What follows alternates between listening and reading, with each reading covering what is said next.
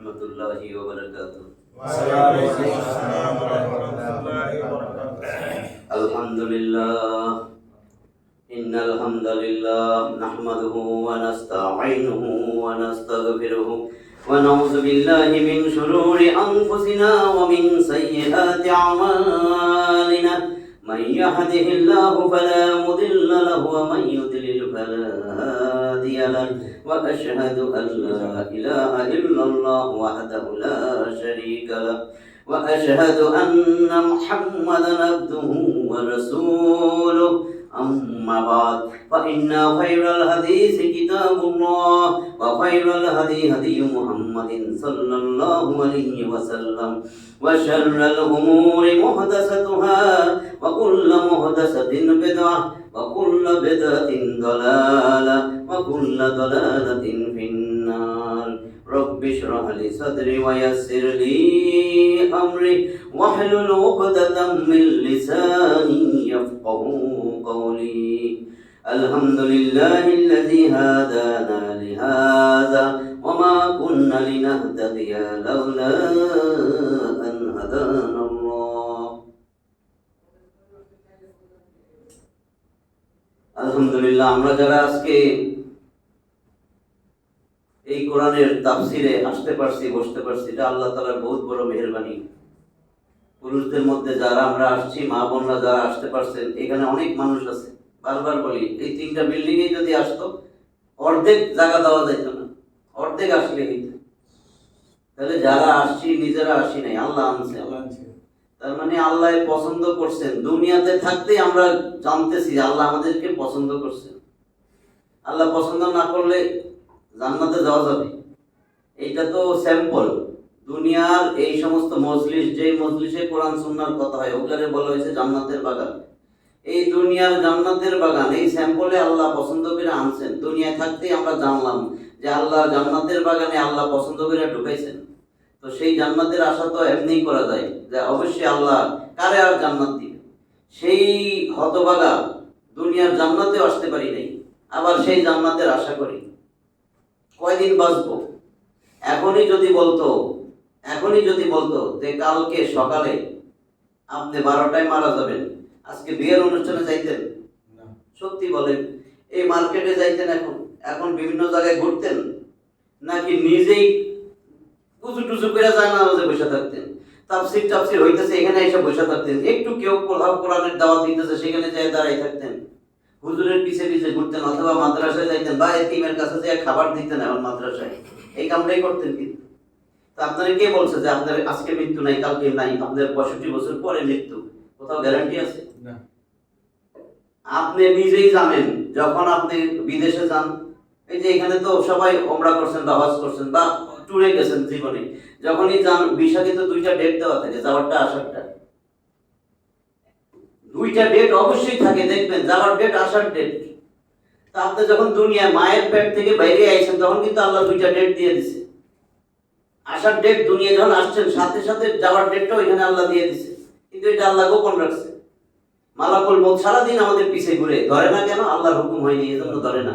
একটা বারও যদি এটা চিন্তা করতাম যে দুনিয়া তো থাকার জায়গা না, আল্লাহ নিজে ঘোষণা দিয়ে দিয়েছে সূরা বাকারার 36 নম্বর আয়াত, 2 নম্বর সূরা বাকারার 36, নিচের দিকে দেখবেন, ওয়ালাকুম ফিল আরদ, তোমাদের জন্য জমিনের মধ্যে মুস্তাকাররুম ওয়া মাতাউন ইলাহি, আমি একটা নির্দিষ্ট সময় তোমাদের দুনিয়ায় পাঠাইছি, ওই সময় শেষ হলে তোমাদের নিয়ে আসবো। যাও দুনিয়ায় কিছু সময় অবস্থান করো, আর আমি কিছু তোমাদের জীবন উপকরণ দিছি, ভোগ্য সামগ্রী, ওগুলা ভোগ করো। তা আল্লাহ তো কইতে পারতো তোমাদের যাও দুনিয়ায় পাঠাইছি, আরাম না।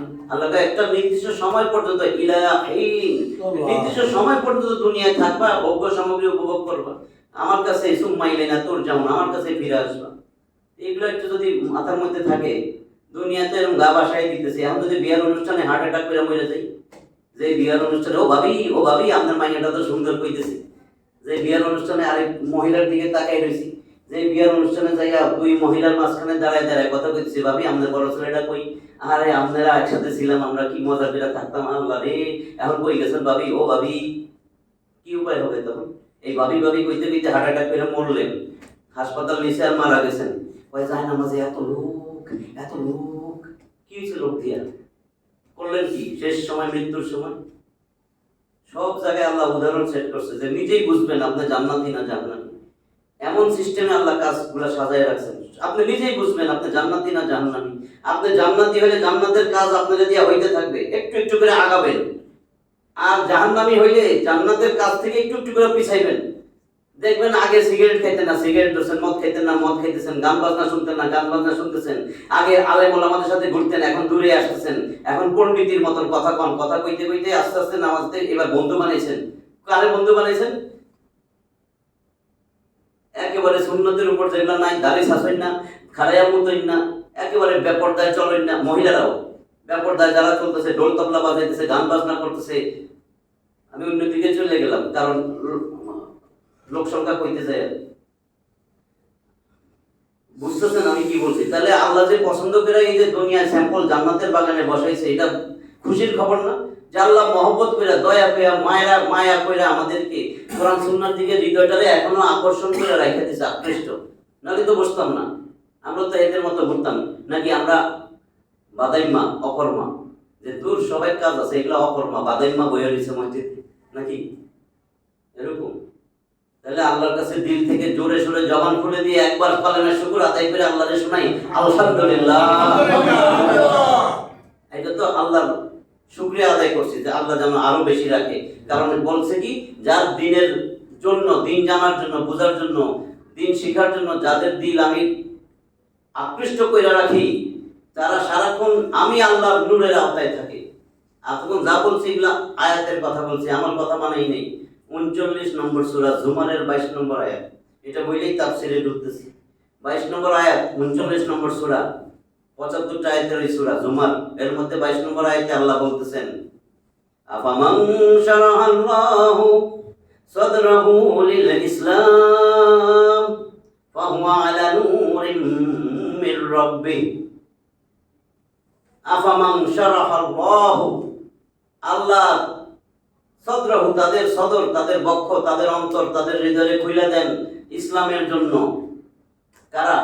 ফাহুয়া আলা নূরিন মির রাব্বিহ, আল্লাহ যার অন্তর খুলে দেন সে সারাক্ষণ তার রবের সীমাহীন নূরের আওতায় থাকে।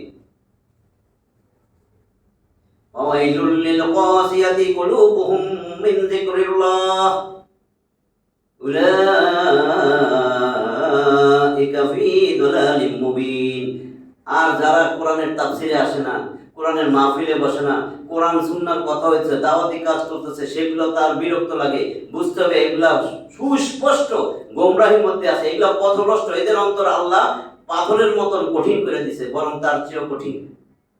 ফাওয়াইলুল লিল কাসিয়াতি কুলুবুহুম, এদের অন্তর এত কঠিন। ফাওয়াইলুল, এদের জন্য হয়েছে ওয়াইল নামক জাহান্নাম, দুর্ভোগ, দুর্ভোগ, ধ্বংস এদের জন্য।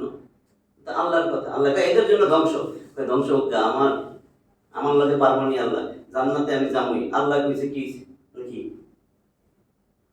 জান্নাত তো মামার বাড়ির আবদার না? মামার বাড়ির যামু, আম গাছ যারা দেবো, আম পড়বো, মামা তো বললে নিয়ে গাছের আম খামু।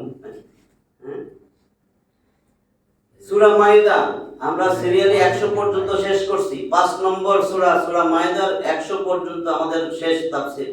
আজকে 101 নম্বর আয়াত থেকে পড়তেছি।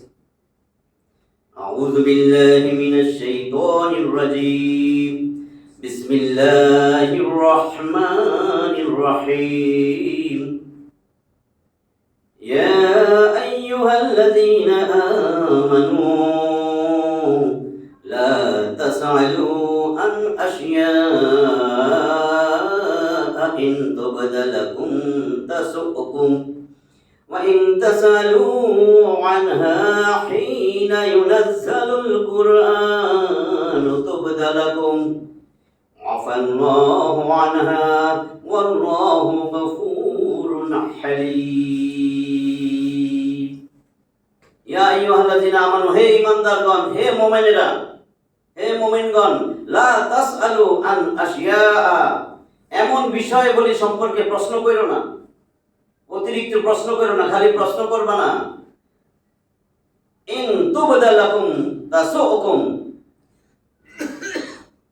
যা তোমাদের কাছে প্রকাশ করা হইলে তোমাদের কাছে খারাপ লাগবে। উত্তর যদি আমি দিয়ে দিই তোমাদের কাছে অনেক খারাপ লাগবে, এত অতিরিক্ত প্রশ্ন করো না। প্রশ্ন করছিল না, গাভী জবাই করতে গেছিল বনি ইসরায়েল, ওই যে একটা গাভী জবাই করো হয়েছিল না, ওটা তো গেছে তাফসীর। যে চাচারে মাইরা বলেছিল সম্পত্তির জন্য, হয়েছিল গোস্ত একটা টুকরা নিয়ে মরা মানুষের গায়ে লাগাও, দেখবো জীবিত হইয়া বলবে কে হত্যা করছে। ওটা গেছে আমাদের। হ্যাঁ, বেশি প্রশ্ন করলে গাভী কেমন, কালার কেমন, কত বিলাপ, তারপরে তো এমন একটা গাভীর কথা কইছে, হলুদ বর্ণ, হলুদ গাভী দেখছেন কি, এবার এটা যাবো করো, আরো অনেক কথাবার্তা আছে। বেশি প্রশ্ন করতে মানা করছে। وَإِن تَسْأَلُوا عَنْهَا حِينَ يُنَزَّلُ الْقُرْآنُ تُبْدَ لَكُمْ, আর যদি এই সব বিষয়ে প্রশ্ন করো যেগুলো নিষেধ করছি, কোরআন নাজিল হওয়ার সময় যদি প্রশ্নগুলো করো, তাহলে আল্লাহ কিন্তু উত্তর দিয়ে দিবেন, আল্লাহ কিন্তু প্রকাশ করে ফেলবেন, তোমাদের জন্য প্রকাশ করা হবে। আফাল্লাহু আনহা, আল্লাহ তো ক্ষমা করেছেন, যা অতীত হয়ে গেছে, অতীতে যা করছো এটা আল্লাহ ক্ষমা করে দিয়েছে।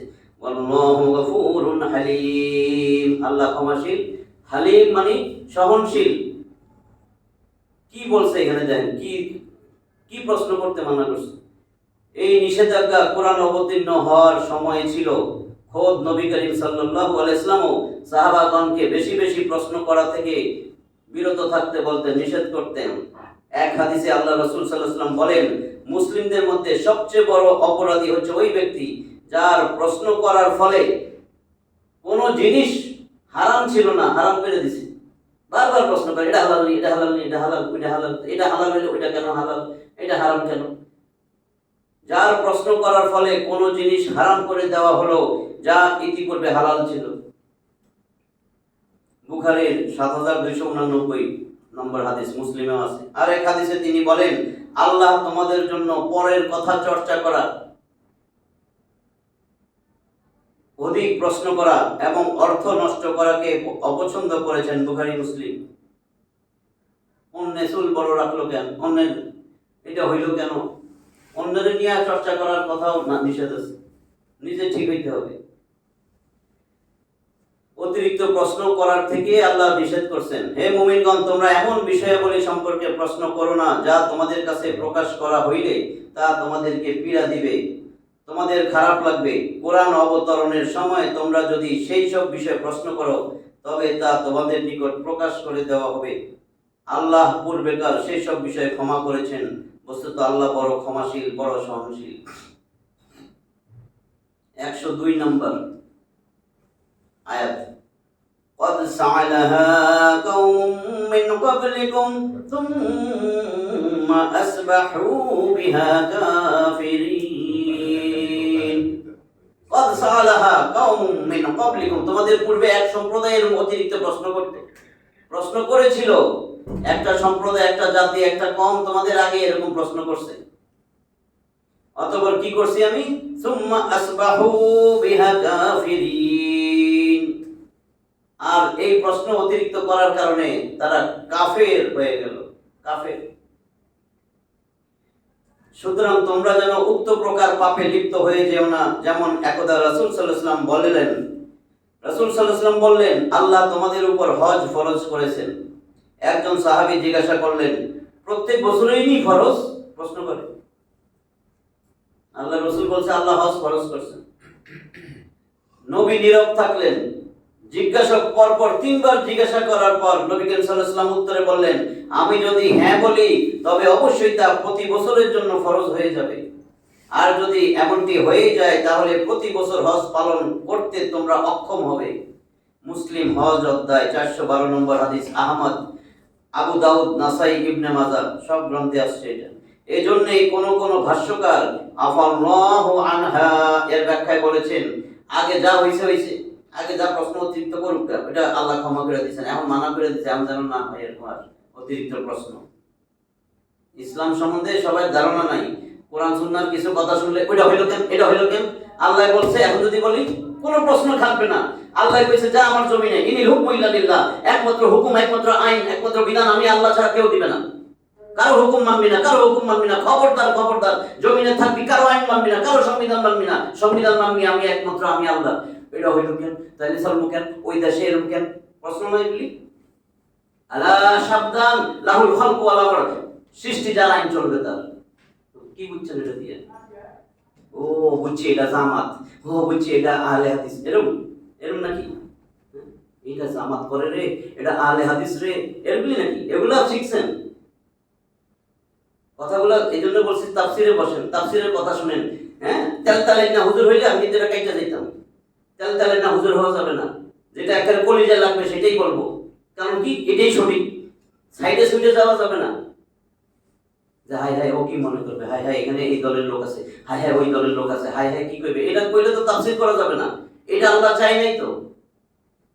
আমি তো তাফসির করতে এসে আল্লাহর কাছে আসামি হইতে পারবো না। দুনিয়ায় কি হইলো না হইলো আমার তো দরকার নেই। দুনিয়ার কিছু হইলেও মরমু, কিছু না হইলেও মরমু না। এই জন্যই বলতেছে প্রশ্ন করা যাবে না। কোরআন সুন্নাহ যেটা আছে, আপনি একটা বার মুখ খোলেন না, আল্লাহর বিধানের বাইরে বিধান আপনি অপছন্দ করেন না, ঘৃণাও করেন না, আপনি আবার সেজদা দেন। কি সুন্দর মুসলিম আপনি! মুসলিম মানে আত্মসমর্পণ। আল্লাহ কইছে এইটার এই আইন। আত্মসমর্পণ মানে কি? আল্লাহ হাতটা কাইটা দিয়ে মুসুরি করলে হাই হাই এটা তো মানে আল্লাহ আয় হায় জেনাবে বিচার করছে, আয় হায় পাথর মাইরা মাইরা আয় হায় আল্লাহ এটা তো ইসলাম, এটা তো আল্লাহ মনে একটু বিবেচনা করলে ভালো হতো। আল্লাহ ভুলে গেছে না বুঝলি? হ্যাঁ, এত প্রশ্ন কেন?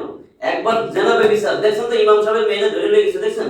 হ্যাঁ, যদি আজকে দর্শনের মামলা, এরকম অপহরণের মামলা, ওইটারে যদি লটকাইতো আর একটাও হইতো, বলেন তো দেখি, একটা জীবনে একটা বানাইতে পারবে না। একজনকে যদি রাস্তায় ফাঁসি দিত সবার সামনে, আর একটা দর্শন করতো, তো দর্শন দিয়ে বাসে বাসে হইতেছে, রাস্তায় ব্যস্ত হইতেছে, কি বলে স্কুলের মধ্যে হইতেছে, টাইম না লইয়া যায় একেবারে স্কুলের সাথে নিয়ে করতেছে। এগুলি কি বন্ধ হইতেছে না কেন? কে করতেছে? কে করতেছে বলেন তো? কে করে? কার কর্মী করে বলেন? যখন যে ক্ষমতায় তার কর্মী করে। সাহস কই পায়? কিসের সাহস? পিছনে কোনো অসভ্যের সাহস। সভ্য মানুষ করে এটা, তাহলে অসভ্যের সাহস। ওটা অসভ্য। একটা চোররে ধরছেন, একটা ছিনতাইকারীরে ধরছেন, একটা পকেট মারে ধরছেন, এরকম মারেন কেন? কত মারছে পকেট? আপনার পকেটে কোনোদিন 40,000 কোটি টাকা রয়েছে? পাগলেও বিশ্বাস করবে আপনি যদি কোন 1,000 কোটি, 40,000 বাদ দিলাম, 100 কোটি, 100 কোটি বাদ দিলাম, 1 কোটি পকেটে লয়ে হারছেন। একটা পকেট মারে এইভাবে মারলেন কেন? আপনি তো ব্যাংক ডাকাতি করে 40,000 50,000 কোটি লয়ে গেল, এত সম্মান করেন কেন? রাস্তায় এনাম পিটান না কেন? আমার কথা বুঝতেছেন? ওটা চোর না? যে ওটা চোর, ওটা চোর না? আশ্চর্য লাগে মানুষগুলা সভ্য বলে শিক্ষিত। এই সমস্ত মানুষের এই জন্য উদাহরণ দিচ্ছে আল্লাহ গরু ছাগলের সাথে। আল্লাহ এমনি কয় নাই তোরা গৃহপালিত পশু, পরে কয় না না গৃহপালিত পশুর আকল আছে, আকল নাই, তোর আকল আছে, তাহলে তুই শুয়োরের থেকেও খারাপ। গৃহপালিত পশু তো সম্মানী, গরু ছাগলের থেকে তুই খারাপ। না না না, আমার সৃষ্টির জীব থেকে তুই খারাপ। আমার সৃষ্টির জীবের মধ্যে কুত্তাও আছে, শুয়োর আছে, তুই কুত্তা শুয়োরের থেকেও খারাপ। এগুলো কেন একটু উপলব্ধি হয় না যে আল্লাহ আমার কি কইতেছে এগুলি? আমি কই নাই যে ডাক্তার সাহেব এগুলি কি কই গেল। আল্লাহ কইছে তুই কুত্তা এবং শুয়োরের থেকেও তুই অধম। কি আশ্চর্য! পরিবর্তন নাই, ঘুরে ঘুরে কার পিছে? আশ্চর্য মানুষের পিছে ঘুরে।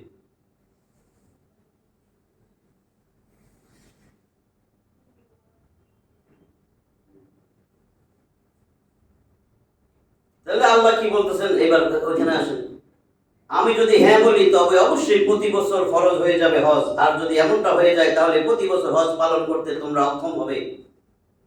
এই জন্যই কোন কোন ভাষ্যকার আল্লাহু আনহা এর ব্যাখ্যায় বলেছেন যে আল্লাহ যে জিনিসের উল্লেখ তার কিতাবে করেন নাই, যেটুকু বলছেন এরপরে বাকিটা নাই। বারবার কিন্তু আমি বলি আয়াতের ভিতরে থাকেন, অনেক সময় লাগায় না, বিভিন্ন জায়গায় দেখবেন ওয়াজ মাহফিল লাগাইতে তো আপনাদের কেউ বলে নাই, লাগাইতেছেন কোন সাহস? এটা তো আল্লাহর কথা।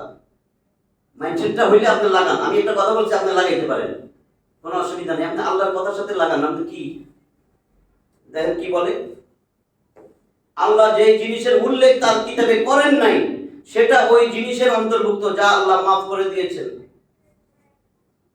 আপনি এমন কোনো প্রশ্ন করতে পারবেন না যেটা নাই, আগে গুলো আল্লাহ মাফ করে দিছে। আগের মানুষের কথা কইতেছে, ওটা মাফ, এখন করতে মানা করছে। সুতরাং তোমরা এই ব্যাপারে জিজ্ঞাসাবাদ করা থেকে নীরব থাকো, যেমন তিনি তা উল্লেখ করা থেকে নীরব রয়েছেন। আল্লাহ নীরব রয়েছে, উল্লেখ করেন নাই। কইছে একবার হইলো তোমরা আমার ঘরটা তওয়াফ করো, হজ করো। আপনি কোন বারবার প্রতি বছর করা লাগবে? আল্লাহ তো এটা উল্লেখই করেন নাই, নীরব রয়েছেন। তুমি আবার প্রশ্ন করো কেন? ইবনে কাসির এটা আছে। এক হাদিসে নবী করিম সাল্লাল্লাহু আলাইহি ওয়াসাল্লাম এই অর্থকেই এই শব্দে বর্ণনা করেছেন, তোমাদেরকে যেই বিষয় সম্পর্কে ছেড়ে দেওয়া হয়েছে সেই বিষয়ে তোমরা আমাকেও ছেড়ে দাও। নবী বলে,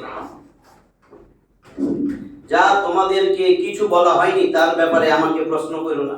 তোমাদেরকে আল্লাহ কয়ই নাই, তোমরা আমার প্রশ্ন করো কেন এই ব্যাপারে? কেননা তোমাদের পূর্ববর্তীগণের ধ্বংসের মূল কারণ ছিল বেশি বেশি প্রশ্ন করা এবং তাদের নবীদের মধ্যে মতানৈক্যে লিপ্ত হওয়া। মুসলিম, যেমন সূরা বাকারার গাদি জবে করার ঘটনা বনি ইসরাইল অনর্থক প্রশ্ন করেছিল, যেটা বললাম 103 নম্বর আয়াত। মা জাআলাল্লাহু মিন বাহিরাতিন ওয়ালা সাইবাতিন ওয়ালা ওয়াসিলাতিন ওয়ালা হাম ওয়ালাকিন্নাল লাযীনা কাফারু ইয়াফতারুনা আলাল্লাহিল কাযিবা ওয়া আকসারুহুম লা ইয়াকিলুন। কি বলে দেন? মা জাআলাল্লাহু, আল্লাহ বানান নাই, মিন বাহিরাতিন ওয়ালা সাইবাতিন ওয়ালা ওয়াসিলাতিন ওয়ালা হাম, আল্লাহ তোমাদের জন্য বানান নাই, তৈরি করেন নাই। চারটা জিনিস বলছে, বাহিরা, সাইবা, ওয়াসিলা, হাম, এগুলা আল্লাহ তোমাদের জন্য বানান নাই, তৈরি করেন নাই। কি জিনিসগুলা? বাহিরা, এগুলা সব জন্তু, যেই জন্তুগুলারে মুশরিক যারা শিরক করে আল্লাহর সাথে। এখন মুশরিক করলে হিন্দুর কথা পাইবেন না, এই আমরাও পশু লইয়া যান না পীরের দরবারে মাজারে, এবার দেখেন কি বলে। এই বাহিরা, সাহেবা, বাহিরা হইছে এমন জন্তু যে জন্তুর ওলান বড়া দুধ, ওলান তো বুঝেন, বাট, কিন্তু এই দুধ তারা খায় না, কাপড়ে ধোয়াইতেও দেয় না, হাত লাগাইতেও দেয় না। এটা মূর্তির নামে, প্রতিমার নামে উৎসর্গ করছে। উৎসর্গ করলাম, পীর সাহেবের জন্য দিয়া দিলাম আমার প্রথম মুরগির বাচ্চাটা, আমার গাছের লাউটা। বলেন না খালি হিন্দুর দোষ। কই থেকে আসছে এই প্রথা? একবারে আবিষ্কার করছে, লোকটার নাম আমর ইবনে আমের, আসবে নামটা। এই লোকটা প্রথম চালু করছিল, এবার প্রথা চালু হয়ে গেছে, সেখান থেকে আমরাও লইছি। মুসলিমদের মধ্যে এটা সোয়াসের রোগ হয়েছে।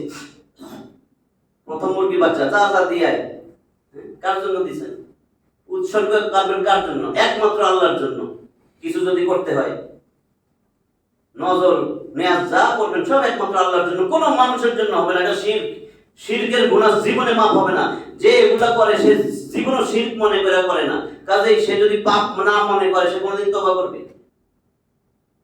তো এগুলো তো তাফসীর না আসলে বুঝবেন না। তো এইভাবেই তো কবরে যাবেন, তখন তো সব শেষ।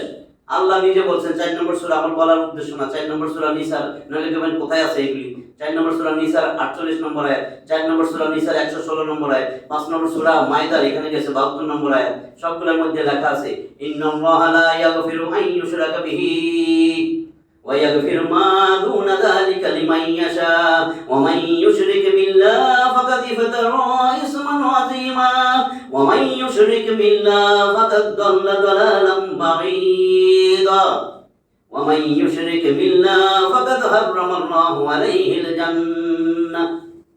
আল্লাহ কইতেছে, আমি যে শিরক করবে আমার সাথে তার জন্য জান্নাত হারাম, আমি আল্লাহর জান্নাত আমি হারাম করে দিলাম। যে শিরক করলো ফাকাদ দাল্লা দালালাম বাঈদা, সে তো অনেক অনেক পথভ্রষ্টতার শীর্ষ সীমানায় পৌঁছাইছে, আর জীবনে ফিরে আসতে পারবে না। ওই এত বেশি পথভ্রষ্ট হয়েছে যে আমার সাথে শিরক করলো, সে তো মহাপাপ রচনা করলো।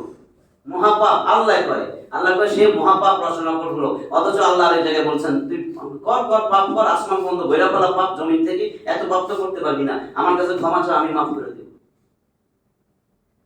দুনিয়ার মানুষ বাপে কিন্তু সন্তানের খোঁজে মাইর দেওয়ার জন্য যদি অপরাধ করে। দুনিয়ার মানুষ অপরাধীদের খুঁজে কেন? শাস্তি দেওয়ার জন্য। আর আল্লাহ এক মালিক পাইছেন, যে আল্লাহ, যে মালিক অপরাধীদের খুঁজে মাফ করার জন্য। উল্টা খালি খুঁজে মাফ করার জন্য। প্রতি রাত্রে একদম রাত শেষ তৃতীয়াংশে আল্লাহ প্রথম আসমানে চলে আসে, আয়েশা ডাকতে থাকে হাল মিন মুস্তাগফিরিন ফাগফির লাহ, আসুনি কেউ মাপ চাইবে আমার কাছে। এবার কি মাপ চামো? কাতা মরু দিয়া আমার সন্তান 28 বছরের ছোট্ট মনি, আমার 26 বছরের ছোট্ট মেয়েটা সোনামণি, মা দুধ খায় এখনো বোতলে, সে কাঁথা মরু দিয়া ভিতরে সুবহানাল্লাহ সুবহানাল্লাহ কইতেছে ফেসবুকে সুবহান সুবহান সুবহান সুবহান করতেছে না। ওই সময় আল্লাহ আয়েশা কইতেছে আমার কাছে মাপ চা, ক্ষমা চা, কে আসোস ক্ষমা চা, কে আসোস সাহায্য চাবি, কে আসোস সাহায্য চাবি। কই তোমার কাছে সাহায্য চাওয়া লাগবে, আমার পীর বাবা আছে না, আমার পীর বাবা আছে, আমি তো কইতে পারবো না কি সরিষা বাটা, মাইজদি কাটা, সাংখার পুরি, কি কি জানি কমতে, উজার পুরি, ভাটি বাটা, কি জানি বলেন, কারণ কিছু কইলেই নামটা মিলে যায়, বুঝছেন না। তাহলে এখানে দেখেন পরিষ্কার, কোরআনের কাছে আসবেন সব পরিষ্কার হয়ে যাবে। এটা তো সত্য মিথ্যার পার্থক্য নির্ণয়কারী গ্রন্থ। আপনি সত্য মিথ্যা জানতে যান আরেক আলেমের কাছে, আরেক ওর কাছে। কেন? সত্য মিথ্যা তো জানার জন্য আপনার কিতাব দিয়ে দিছে। কারণ যেই যার কাছেই যাবেন দুনিয়া, সে তো তার দলেরটা করব। আপনি কেন বুঝেন না? এখন যদি আমি বলি আপনি আওয়ামী লীগ ভালো কিনা, বিএনপির কাছে জিগাবেন? জিগান তো, ভালো পাইনি। বিএনপি ভালো কিনা, আওয়ামী লীগও জিগাবেন? আসলে ওইটাই উচিত ছিল যে আমি একটু দেখি তো বিএনপি ভালো কিনা, আওয়ামী লীগও জিগাই।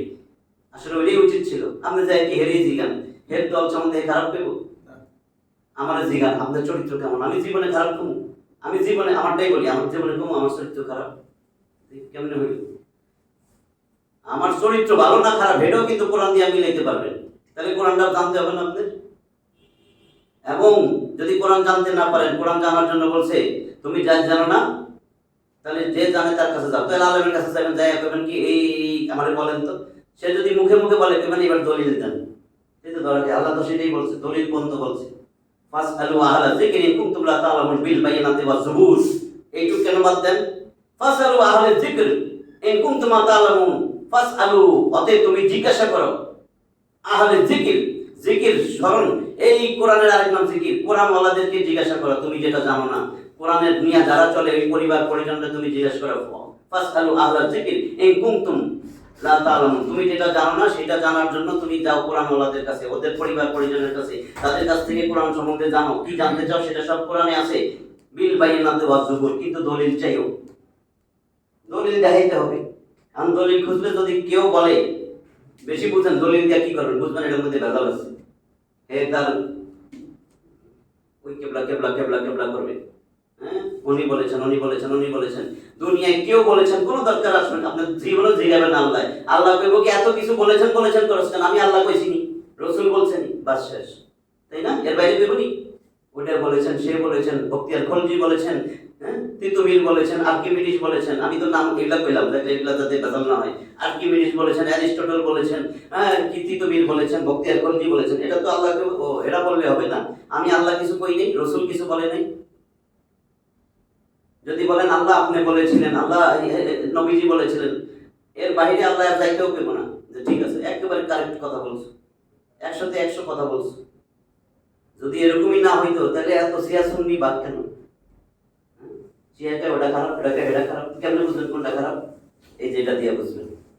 আল্লাহ বলে দিছে না, এটা হলো কোষ্টি পাথর, ফুরকান, সত্য মিথ্যার পার্থক্য নির্ণয় গ্রন্থ। শাহরু রমাদান আল্লাযী উনজিলা ফীহিল কুরআন হুদাল লিন-নাস ওয়া বায়িনাতিন মিনাল হুদা ওয়াল ফুরকান। কি কইছে? শাহরু রমাদান আল্লাযী উনজিলা ফীহিল কুরআন হুদাল লিন-নাস, মানুষের জন্য রমজান মাসে আমি এই কোরআন নাযিল করছি। এটা হুদা হুদা হুদা, মানুষের জন্য পথ প্রদর্শক। ওয়া বায়িনাতিন মিনাল হুদা ওয়াল ফুরকান, বায়িনাত এটা সুস্পষ্ট দলিল প্রমাণ সহ আমি পাঠাইছি। ওয়াল ফুরকান এটা সত্য মিথ্যার পার্থক্য নির্ণয়কারী গ্রন্থ। আল্লাহ কইতেছে, আল্লাহ কয় এই গ্রন্থটা সত্য মিথ্যার পার্থক্য নির্ণয়কারী গ্রন্থ। কোকা এটা সত্য মিথ্যা যে হুজুরে কি কয়, এটা কি শিরক না? শিরক বুঝতেছেন? আমরা মনে করছি মূর্তি পূজা করলে শিরক। আচ্ছা ওইটা বাদ। এখন এই 4টা জন্তুর কথা বলছে, বাহিরা মানে যার দুধ ভর্তি, ওলান ভর্তি দুধ, কিন্তু কেউ হাত দেয় না। কয় এটা উৎসর্গ করে দিছে প্রতিমার নামে, মূর্তির নামে, ওই যার পূজা করে সে পূজনীয় জিনিসটার নামে। এটা হলো বাহিরা। সাইবা কি? সাইবা হলো ওই জন্তু যেটার গোস্ত টোস্ত খাওয়া যাবে না, যেটার পিঠে চড়া যাবে না, যেটার উপরে বোঝা দেওয়া যাবে না, যেটার দিয়ে হাল চাষ করা যাবে না, কোনো কাজে ব্যবহার করতে পারবে না, দিয়ে দিছে প্রতিমার নামে উৎসর্গ। এটা জঙ্গলে জঙ্গলে ঘুরবে স্বাধীন। ওয়াসিলা কি? উটনি। উটনি বুঝছেন না? মহিলা উট, যেটা বাচ্চা টাচ্চা প্রসব করবে, এটার উপরে বোঝা দেওয়া যাবে না, উঠতে পারবে না, চড়তে পারবে না, খাইতে পারবে না, কিচ্ছু না, এটা ছেড়ে দিছে স্বাধীন।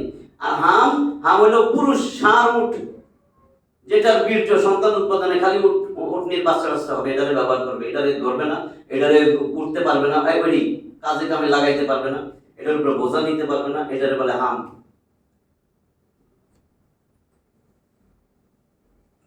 আবার তারা কি বলে, এটা কিন্তু আল্লাহকে আমি বানাইনি, এগুলি আমার শরীয়তে আমি তোমাদের দেই নাই, এগুলো কিচ্ছু নাই। এরা কারা করছে? ওয়ালাকিন্নাল্লাযীনা কাফারু, বরং কাফেরেরা ইয়াফতারুনা আলাল্লাহিল কাযিবা, নিজেরা এটা বানায়া রচনা করে আল্লাহর নামে চালাই দিছে। ওয়া আকসারুহুম লা ইয়াকিলুন, এদের অধিকাংশের কোনো আকলই খাটায় না। আমি যে আকল দিছি, আমি আল্লাহ ব্রেন মগজ দিছি, এটা খাটাইলো না, আমারে চিনলো না, এগুলা নিজেরা নিজেরা বানাইতেছে। এরা বুঝলো না, অধিকাংশই বুঝে না। এখন আমি এগুলা একটু এদেরটাই বলতেছি। এগুলা ওই সকল পশুর বিভিন্ন নাম যা আরবের বাসিন্দাগণ তাদের প্রতিমার নামে উৎসর্গ করত।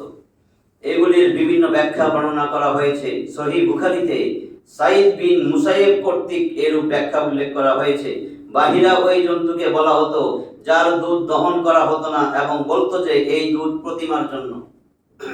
সুতরাং কোন লোকই তার ওলানে হাত লাগাতো না। সাইবা ওই জন্তুকে বলা হয় যাকে মূর্তির নামে স্বাধীনভাবে ছেড়ে দেওয়া হতো, না তার উপর আরোহণ করা হতো আর না তার উপর কোনো বোঝা বহন করা হতো। ওয়াসিলা ওই উটনিকে বলা হতো যা প্রথমবার একটি মাদি বাচ্চা প্রসব করার পর দ্বিতীয়বারেও মাদি বাচ্চা প্রসব করত, অর্থাৎ প্রথম মাদি বাচ্চার সাথে দ্বিতীয় মাদি বাচ্চা মিলিত হতো এবং উভয়ের মাঝে নর ও বাচ্চা পার্থক্য সৃষ্টি করত না। তাহলে ওই ধরনের উটনিকে মূর্তির নামে স্বাধীন ছেড়ে দেওয়া হতো। হাম ওই ষাঁড় উটকে বলা হতো যার বীর্যে বহু বাচ্চা জন্ম লাভ করত এবং তার বংশ যথেষ্ট বৃদ্ধি পেত। তখন তার দ্বারা বোঝা বহনের কাজ নেওয়া হতো না এবং তার উপর আরোহণ করাও হতো না। তাকে মূর্তির নামে স্বাধীনভাবে ছেড়ে দেওয়া হতো আর তাকেই হামি বলা হতো। এই বর্ণনায় এই হাদিসে উল্লেখ করা হয়েছে যে আমর বিন আমের, এই যে লোকটা প্রথম চালু করছে, আমর বিন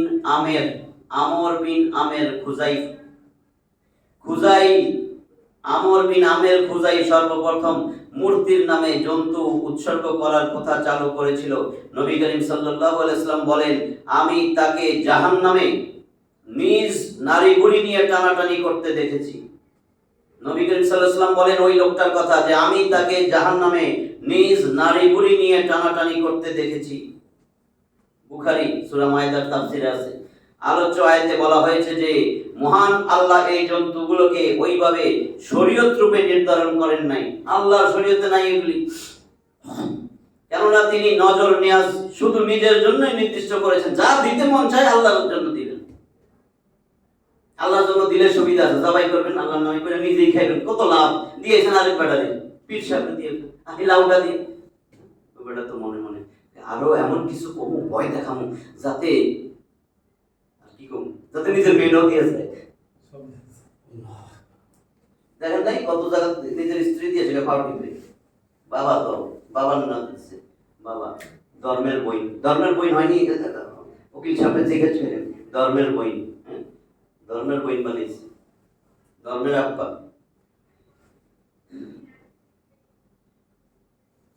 মূর্তির নামে নজর নিয়াজের নিয়মের পদ্ধতি মুশরিকদের চালু করা জঘন্য প্রথা। মূর্তির নামে এই যে নজর নিয়াজ, এই পদ্ধতি মুশরিকদের চালু করা জঘন্য প্রথা। এবার বুঝেন, বলা বাহুল্য মূর্তি এবং বাতেল উপাস্যদের নামে জন্তু উৎসর্গ করা এবং নজর নিয়াজ পেশ করার ধারা আজও মুশরিকদের মাঝে বিদ্যমান। কি খুশি আমগো কথা কয় নেই, এমনকি কিছু নামদারি মুসলমানদের মাঝেও এই শিরকি কাজ প্রচলিত। কিন্তু আমরা শিরকি মনে করি না, এটা বুঝাইলেও কেউ কি বেশি বুঝে। এতদিন আর আমরা সব ভুল করেছি, আমাকে বাপদাদা ভুল করেছে, আমাকে চাচা বাতিজা ভুল করেছে, নতুন কথা কইতে এসে পীরের বিরুদ্ধে, পীরের বিরুদ্ধে বলেন, পীরের বিরুদ্ধে না, কোরআনের পক্ষে, আল্লাহর পক্ষে, রসুলের পক্ষে। বিরুদ্ধে কোনোদিন বলবেন না। আমার যতগুলা কথা আপনার খারাপ লাগে, আপনি যায় বাইরে বিরুদ্ধে বলবেন না, যে এই দলের বিরুদ্ধে ওই দলের বিরুদ্ধে, এটা বলবেন না। কারণ কেবি আল্লাহর পক্ষে, নবীর পক্ষে, এটা বলবেন কেন? আপনি বিরুদ্ধে কইয়া মানুষটাকে তো ভুল বুঝাইতেছেন। বলবেন এই মানুষটা খুব খারাপ, খালি আল্লাহর পক্ষে, রসুলের পক্ষে কথা বলে, এটা বলবেন যে না, আপনার একটা সৎ সাহস আছে, আপনার ভালো কথা বলেছেন। নিজাতা খান কেন? আমি এমনি কেন বলতেছি? আমরা এই সমস্ত কর্ম থেকে আল্লাহর আশ্রয় কামনা করি, আমিন। গাছের লাউ হয়েছে একেবারে কারোর কাছে দিবেন না। মুরগি হয়েছে তাই আব্বারে খাওয়ান, আম্মারে খাওয়ান। সবচেয়ে বড় পীর কে জানেন? আপনার আব্বা আম্মা সবচেয়ে বড় পীর, একেবারে সবচেয়ে বড় পীর। আপনি জানেন এখান থেকে কত দূরে, আবার কি 1 কেজি জিরা অনেক দাম ভাই, কি নিছেন? 5 কেজি এলাচি, ওরে বাবারে বাবা, কেন নিছেন? পীরে জাদা কিবলামুখী, কি কয় জানি আমি, আবুল কাবলা কিবলামুখী, কি জানি বাবলা কাবলা কিবলামুখী, কি কয় কেমনে জানি কয়, বাসার মধ্যে হইছে এদিন থেকে এগুলা কইতেছে। আমার বাবে আবলে কাবলা কি কি শৈশানা বাটা কি জানি এনো আছে কয়েকজন, এই জন্য কইলাম শৈশানা বাটা। হ্যাঁ, বুঝে নিয়ে 104 নম্বর আয়াত। দুনিয়ার লোক পাইলে এরকম পীর ব্যবসা করবেন। আপনার কাজ করতে পাইনি, আপনার কাজ করেন, কাজ কোনো কাজ আছে নি? এই এত কষ্ট করে ব্যবসা করে কেন? এই ব্যবসা তো কোনো যন্ত্রপাতি লাগে না। হ্যাঁ, এই এত কষ্ট করে বিদেশ যায়, চায়না থেকে জিনিস আনার দরকার কি? ব্যবসায়ীদের সবাই এর বুদ্ধি জানে, এটা কিছু করা লাগবে না, মানুষের টাকা দিয়ে দেবো, এটা কিছু না। ওই ব্যবসা করেন ক্ষীর, খালি ক্ষীর আর ক্ষীর আসবে। 104 নম্বর আয়াত। وَإِذَا قِيلَ لَهُمْ تَعَالَوْا إِلَى مَا أَنزَلَ اللَّهُ وَإِلَى الرَّسُولِ, আর যখন তাদেরকে বলা হয় তাআলাউ ইলা মা আনজালাল্লাহ, আসো আসো আল্লাহ যেটা নাযিল করেছেন সেটার দিকে আসো, এই যে আমি কইতেছি আসো আসো আল্লাহ যেটা নাযিল করেছেন সেটার দিকে আসো, আয়াতটা মিলান নিজের সাথে। আর যখন তাদেরকে বলা হয়, তাদেরকে মানে আমাগরে যখন বলা হয় ইযা কিলা লাহুম, যখন তাদেরকে বলা হয় তাআলাউ ইলা মা আনজালাল্লাহ, আল্লাহ যা নাযিল করেছেন সেই কোরআনের দিকে আসো, আর ওয়া ইলা রাসূল, এই দুইটার বাইরে আল্লাহর কোনো কথাই পাইনি। এবং রাসূলের দিকে আসো, নবী মুহাম্মদ সাল্লাল্লাহু আলাইহি ওয়াসাল্লামের ডাকের আহ্বানের দিকে আসো। ক্বালু, বহুবচন, তারা তখন সবাই বলে হাসবুনা মা ওয়াজাদনা আলাইহি আবাআনা, আমার পিতা পুত্র আব্বা আম্মা, আমার পিতৃপুরুষ বাপ দাদা যার যেটার উপরে ছিল এরা ভুল করে আছে নাকি? হ্যাঁ, আমরা ওইটা নিয়ে আমরা ওইটাতেই সন্তুষ্ট, আমরা এই কিছু শুনবো না, ওইটাই আমাদের জন্য যথেষ্ট, বাপ দাদা যা করছে এটাই আমরা করব। এটা কিন্তু আল্লাহ আমাদের আয়াত দুনিয়াতে থাকতে জানাই দিছে যে এখনো সাবধান হও, আল্লাহর কালামের দিকে আসো, যান আমি আল্লাহ নাযিল করেছি সেই দিকে আসো, রাসূলের দিকে আসো। আর পরে কিন্তু কিছু লাগান নাই, তা আপনি লাগাইতেছেন কেন? আপনি কইবেন কি বুঝাই দিবে, আপনারে ভালো করে বুঝাই দিবে যে এখন তো আল্লাহরও পাইবেন না, রাসূলেরও পাইবেন না, তাহলে ওইটা ধরেন, এটা ধরেন। ঠিকই তো, এটা তো ঠিকই।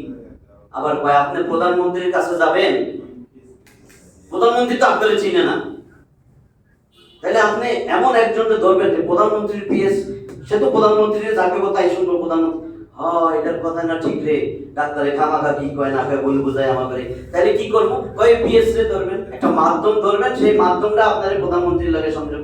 আরে দারুণ তো, তাহলে আপনি বুঝেন এটা প্রধানমন্ত্রী, প্রধানমন্ত্রীর সবচেয়ে বড় প্রধানমন্ত্রী, সে আল্লাহর কাছে এমনি যাবেন না মাধ্যম ছাড়া। তাই তো সুন্দর। এবার বলেন দুনিয়ার প্রধানমন্ত্রী আমারে চিনে না, সেই জন্য কি আল্লাহ আমারে চিনে না? আল্লাহ আপনারে চিনে না, তাহলে শিরক করলেন না? প্রধানমন্ত্রীর জ্ঞানের সাথে আল্লাহর জ্ঞান মিলাইলেন না, শিরক বুঝেন? আল্লাহ কারে না চিনে? আল্লাহ কারে না চিনে বলেন? আল্লাহ তো একটা টিকটিকি দেওয়ালের মধ্যে বসেছে, এটারও চিনে। আল্লাহর জমিনে এখনো যেখানে একেবারে গভীর সমুদ্রে, যেখানে কোনো আলোই পৌঁছাইতে পারে না, সেখানে অন্ধকার, গভীর অন্ধকার, কালা একটা পাথর, কালা পাথরের উপরে কালা পিঁপড়া এখনো হাঁটতেছে, সেটাও আল্লাহ জানেন। আপনি কি কন, কি মিশান, কিসের মাধ্যম ধরেন? মাধ্যম ধরলেই তো আল্লাহ অসন্তুষ্ট। মাধ্যম ধরবেন আল্লাহ অসন্তুষ্ট, মাধ্যম ধরে আল্লাহরে ডাকবেন, আল্লাহ কয় এটা শিরক। জুমারের আমি তো কইতে পারছি না, জুমারের 3 নম্বর আয়াত পড়ে দেখেন, 39 নম্বর সূরা জুমারের 3 নম্বর আয়াত, ইল্লাহি দীনুল খালিস, একমাত্র আল্লাহ কইছে, আবার সাবধান সাবধান সাবধান সাবধান হয়ে যায়, লিল্লাহি দীনুল খালিস, একমাত্র খালিস দিনে একমাত্র আনুগত্য হবে, ইবাদত হবে আমি আল্লাহর, অবিমিশ্র, কারোর সাথে মিশাইতে পারবি না। সেখানে কিন্তু লেখা দিছে, তোমাদের মধ্যে এমন অনেক মানুষ আছে যেগুলা মাধ্যম ধরে, কয় লিউকাররিবুনা ইলাল্লাহি যুলফা, এগুলারে ধরি কেন? এরা আল্লাহ তোমার কাছে আমারে নিয়ে যাবে, তো মানা করে দিছে আয়াত দিয়া। দেখেন এখানে কি বলছেন, তাহলে কি বলছে? ওয়াইদা কিলা লাহুম, যখন তাদেরকে বলা হয় তাআলা ইলা মা আনজালাল্লাহ, আল্লাহ যা নাযিল করেছেন সেই দিকে আসো, আর আসো ওয়া ইলা রাসূল, রাসূলের দিকে আসো। ক্বালু হাসবুনা, আমাদের জন্য তারা বলে এটাই যথেষ্ট, মা ওয়াজাদনা আলাইহি আবাআনা, আমরা আমাদের পিতৃপুরুষ বাপ দাদাদেরকে যার উপর পাইছি ওইটাই আমাদের জন্য যথেষ্ট। বাপ দাদারে দেখছি খিচুড়ি রান্না করলে দিয়ে আসে, গোস্ত টোস্ত নিয়ে দিয়ে আসে, গরু একটা কান্দি পেরে রয়ে যায়, কান্দি পেরে উঠান যায় না, তাও রয়ে যায়, গরু ছাগল হাঁস মুরগি। আর আপনি আইসেন এটা ওরাই ঠিক ছিল। আওয়ালাউ কানা আবাউহুম লা ইয়ালামুনা শাইআ, কি বলে দেখেন এরপর, যদিও তাদের পিতৃপুরুষরা কিছুই জানে না, কোনো জ্ঞানই নাই, ওয়ালা ইয়াহতাদুন, এবং তারা হেদায়েত প্রাপ্ত ছিল না, হেদায়েতের উপর নাই, কোনো জ্ঞান নাই কোরআন সুন্নাহ সম্বন্ধে, তারপরও কি তাদেরকে মানবা? আল্লাহ বলছে তারপর তাদের অনুসরণই করবা। 105 নম্বর আয়াত, এটা দেখেন আরো গুরুত্বপূর্ণ।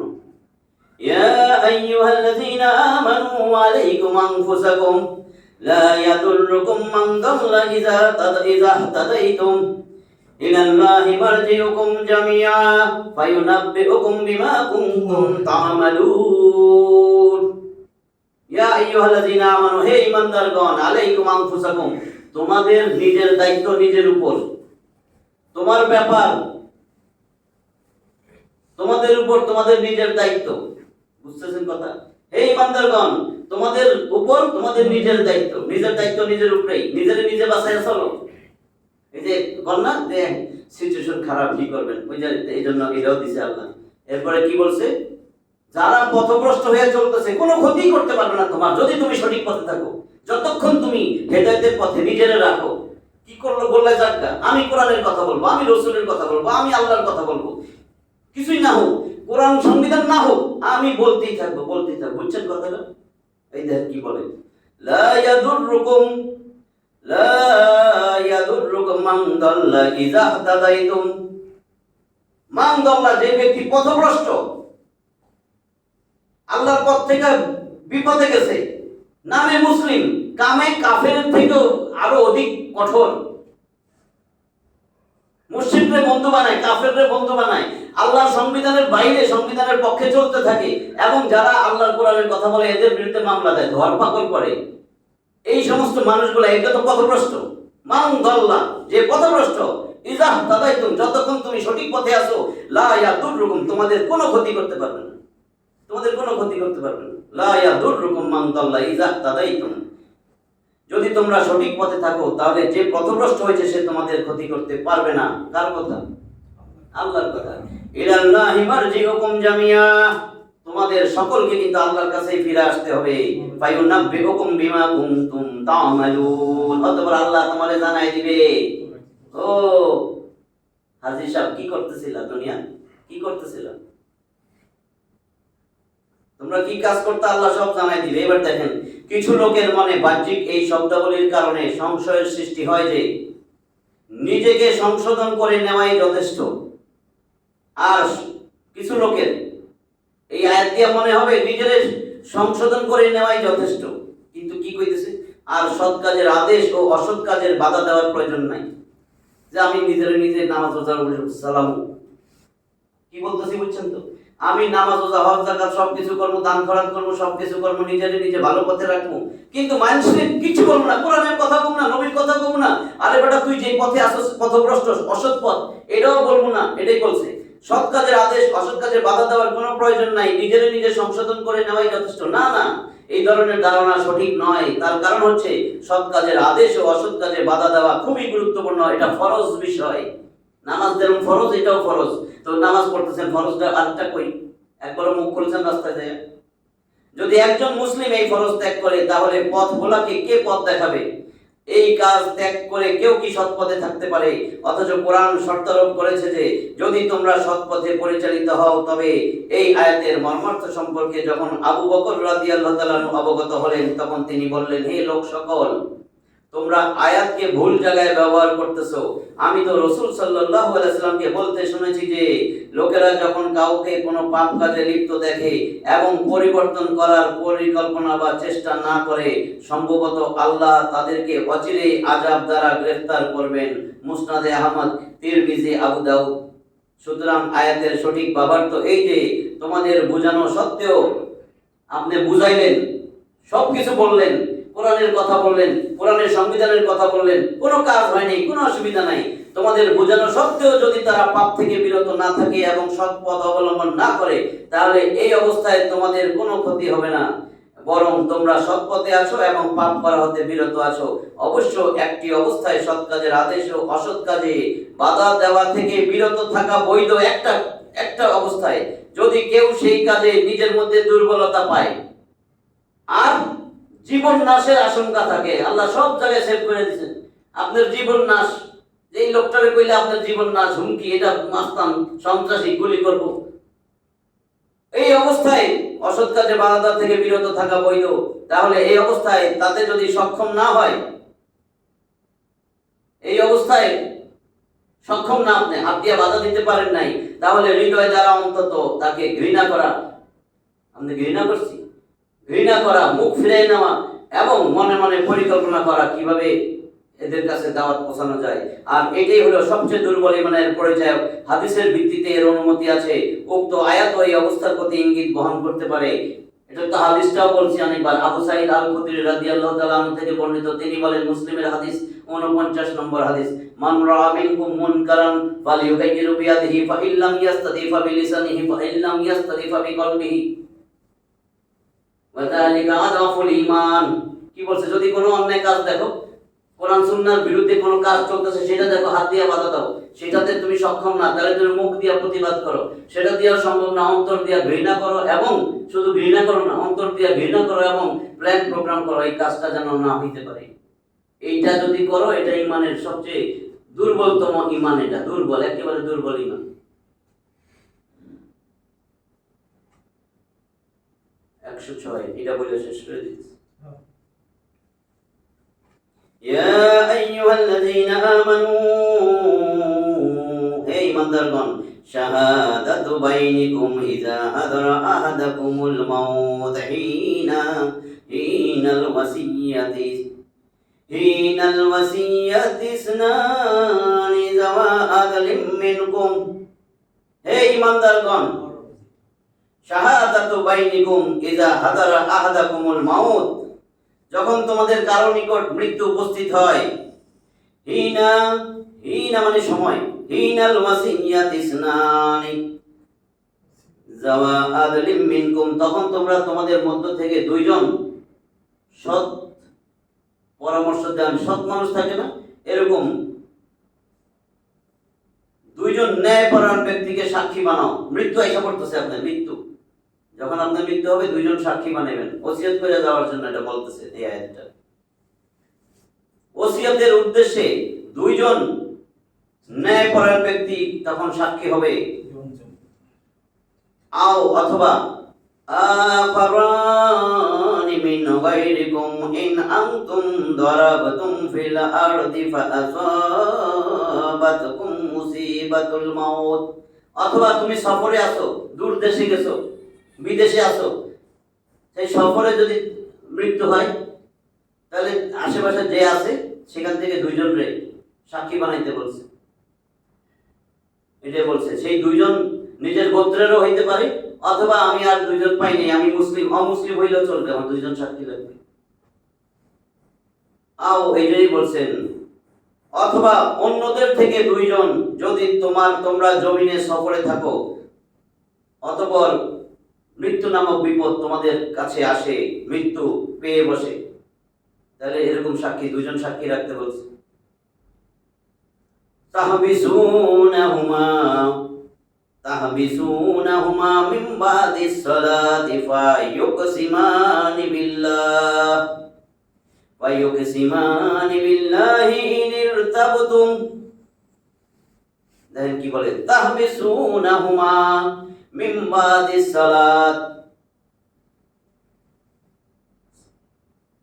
যদি তোমাদের সন্দেহ হয়, যে দুইজনের সাক্ষী বানাইছেন এটার উপরে সন্দেহ আছে, যদি তোমাদের, এটাই বলছে, যদি তোমাদের সন্দেহ হয়, ইনির তাবতুম, যদি তোমরা সন্দেহ করো, তাহলে কি করো, তাহবিসুনাহুমা মিন বাদিস সালাত, তবে উভয়কে সালাতের পর অপেক্ষমান রাখবে। ফায়ুকসিমানি বিল্লাহ, অতঃপর তারা উভয় আল্লাহর নামে কসম করবে যে, কসম করে বলবে, কি বলবে? লা নাশতারি বিহি সামানা, যে আমরা এর বিনিময়ে কোনো মূল্য গ্রহণ করব না। এই যে ওসিয়ত করে যাইতেছে, ওইখানে যাই পোলাপাইনের কাছে জিনিসটা বোঝাই দিবেন, কিছু মূল্য চাইতেছে যে এটা দাও, এটা দাও, আমার এটা, কোনো মূল্য, কোনো বিনিময় মূল্য কোনো কিছু গ্রহণ করবে না। ওয়ালাউ কানা যা কুরবা, যদিও সে আত্মীয় হয়, যারা ওসিয়ত করছে যদি আত্মীয় হয়, তাও সে কোনো কিছু গ্রহণ করবে না, কোনো বিনিময় নিবে না এর জন্য। ولا نكتموا شهادة الله إنا إذا لمن الآثمين ولا نكتموا شهادة, কি বলছে? ولا نكتموا شهادة الله, আর আল্লাহর সাক্ষ্য আমরা গোপন করব না, এটা বলতেছে। আমরা কোনো মূল্য নিব না যদি আত্মীয় হয়, আর আল্লাহর সাক্ষ্য আমরা গোপন করব না। ইন্না ইযাল লামিনাল আসিমিন, আর যদি আমরা গ্রহণ করি কোনো মূল্য, অবশ্যই আমরা গুনাহগারদের অন্তর্ভুক্ত হব যদি এর ব্যতিক্রম করি। হে বিশ্বাসীগণ, তোমাদের কারো যখন মৃত্যুর সময় উপস্থিত হয়, তখন ওসিয়ত করার সময় তোমাদের মধ্য হতে দুইজন ন্যায়পরায়ণ লোককে সাক্ষী রাখবে। তোমরা সফরে থাকলে এবং তোমাদের মৃত্যু নামক বিপদ উপস্থিত হলে তোমাদের ছাড়া অন্য লোকদের মধ্য হতে দুইজন সাক্ষী মনোনীত করবে। তোমাদের সন্দেহ হলে নামাজের পর তাদেরকে অপেক্ষমান রাখবে, অতঃপর তারা আল্লাহর নামে শপথ করে বলবে, আমরা ওর বিনিময়ে কোনো মূল্য গ্রহণ করব না, যদিও সে আত্মীয় হয়, এবং আমরা আল্লাহর সাক্ষ্য গোপন করব না, করলে আমরা নিশ্চয়ই পাপীদের অন্তর্ভুক্ত হব। তোমাদের মধ্য হতে, এর ব্যাখ্যায় কেউ কেউ বলেন মুসলমানদের মধ্য হতে, আবার কেউ বলেন ওসিয়তকারীর গোত্রের মধ্য হতে, যে ওসিয়ত করছে এর গোত্রের মধ্য থেকে। অনুরূপ তোমাদের ছাড়া অন্য লোকদের মধ্য হতে দুইটা বাবার তো হতে পারে, অর্থাৎ অমুসলিম আহলে কিতাব হতে পারে, অথবা ওসিয়তকারীর গোত্র ব্যতীত অন্য গোত্রের লোক উদ্দেশ্য হতে পারে। কেউ যদি সফরকালে কঠিন রোগ বা দুর্ঘটনার সম্মুখীন হয় যাতে তার বাঁচার আশা না থাকে, তাহলে এমত অবস্থায় সফরে দুজন ব্যক্তিকে ন্যায়পরায়ণ সাক্ষী রেখে যা ওসিয়ত করতে চায় করবে। বুঝছেন না? মৃত ব্যক্তি মানে ওসিয়তকারীর ওয়ারিসগণের মধ্যে যদি সন্দেহের সৃষ্টি হয় যে ওসিয়তকারীর সন্তানরা যারা ওয়ারিস, তাদের মধ্যে যদি সন্দেহের সৃষ্টি হয় যে যাদেরকে ওসিয়ত করা হয়েছে তারা খেয়ানত বা পরিবর্তন করতে পারে, তাহলে এমন অবস্থায় নামাজের পর সমস্ত মানুষের সামনে তাদেরকে আল্লাহর নামে শপথ করানো হবে। তারা বলবে, আমরা শপথের বিনিময়ে এই নশ্বর জগতের সামান্য স্বার্থ উদ্ধার করছি না, অর্থাৎ মিথ্যা শপথ করতেছি না। যেটুকু পড়লাম শুনলাম এর উপর আমল করার চেষ্টা করি। সর্বাবস্থায় আল্লাহর কথা, রসুলের কথা মানুষের কাছে বলা লাগবে, এর আঁকা বাঁকা করা যাবে না, যা আছে তাই। মানুষ কষ্ট পাইলে আপনার জন্য এটা ভালো যে আপনি মানুষের দিলে কষ্ট দিতে পারছেন, ও এখন চিন্তা ভাবনা করে পরিবর্তন হবে। যদি মানমুখী হয় বুঝলেন এটা পথভ্রষ্ট, এটা আর ফিরবে না। তা আল্লাহ আমাদেরকে কোরআন সুন্নাহর উপর উঠার তৌফিক দান করেন। কোরআন সুন্নাহর যে কথাগুলো আমরা শুনছি পুরো পরিবার পরিজন মিল্লা যেন এর উপর আমল করতে পারি, সেই তৌফিক আল্লাহ দান করো। ওয়া তৌফিকি ইল্লা বিল্লাহ, আলাইহি তাওয়াক্কালতু ওয়া ইলাইহি উনীব, ওয়া আখিরু দাওয়ানা আলহামদুলিল্লাহি রাব্বিল আলামিন।